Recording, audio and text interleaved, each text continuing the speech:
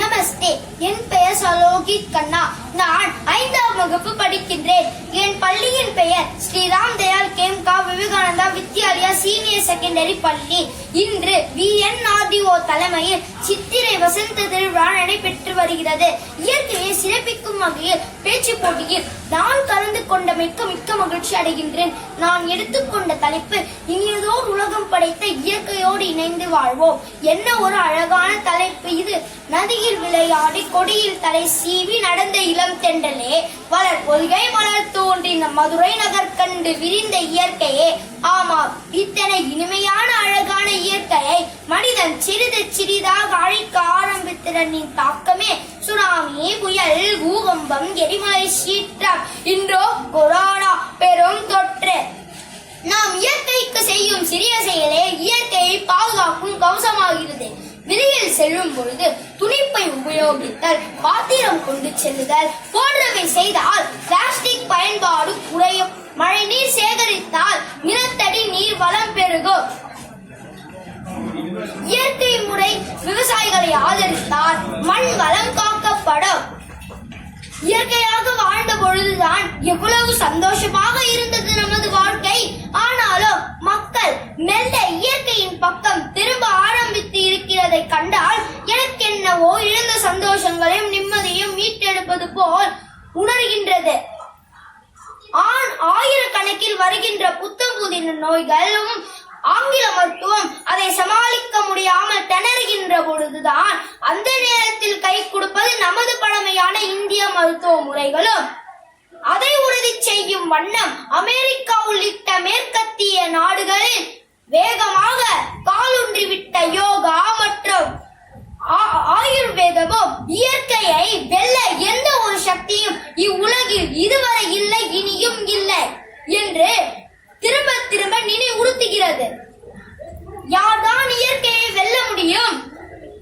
மக்களிடையே விழிப்புணர்வை உருவாக்க ஒவ்வொரு ஆண்டும் ஜூலை 28ஆம் நாளில் உலக இயற்கை வள பாதுகாப்பு நாள் கடைபிடிக்கப்படுகிறது. அந்த நாளில் நம் இயற்கையை பாதுகாக்க நம்மாலானதை செய்வோம். இயற்கையை நேசிப்பது மட்டுமல்ல, அதை பாதுகாப்பதும் அவசியம். இது கடமை மட்டுமல்ல, பொறுப்பும் கூட. உங்கள் தலைமுறைக்கு சொத்து சேர்ப்பது போல் இயற்கையும் பாதுகாத்து சேர்த்து வையுங்கள்.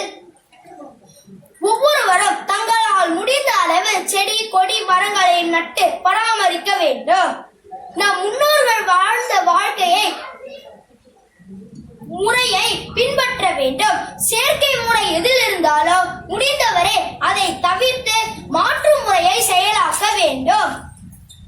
தேவையற்ற பொருட்கள் வாங்குதல், மின்சார அளவு குறைத்தல் அல்லது தவிர்த்தல் போன்றவற்றை புவியின் வெப்பத்தை அதிகமாக்கும் செயலில் ஈடுபடாமல் இருத்தல் என்ற முறையற்ற விஷயங்களில் அனைவரும் தவிர்த்தாலே இயற்கை என்றென்றும் நம்மளை பாதுகாக்கும்.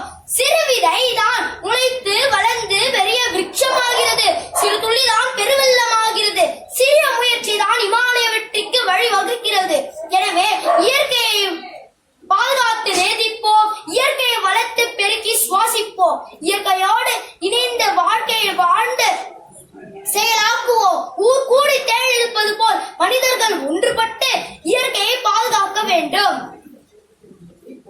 என்று உறுதிமொழியை எடுத்து எனக்கு வாய்ப்பளித்த அனைத்து நாள் உள்ளங்களுக்கும் நன்றி கூறி விடை பெறுகிறேன். நன்றி, வணக்கம்.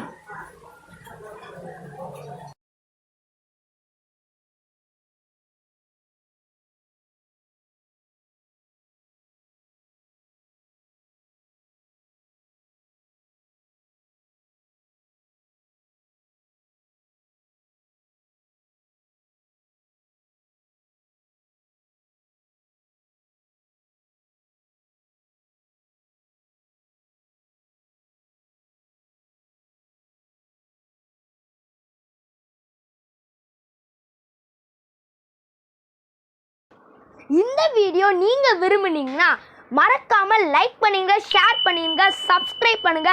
கூடவே பெல் ஐக்கானையும் மறக்காமல் ஆலில் கிளிக் பண்ணிருங்க. நீங்கள் பண்ணுற ஒவ்வொரு லைக்கும் ஷேரும் தான் எனக்கு நிறைய வீடியோஸ் போட மோட்டிவேட்டடாக இருக்கும். ரொம்ப ரொம்ப தேங்க்யூ.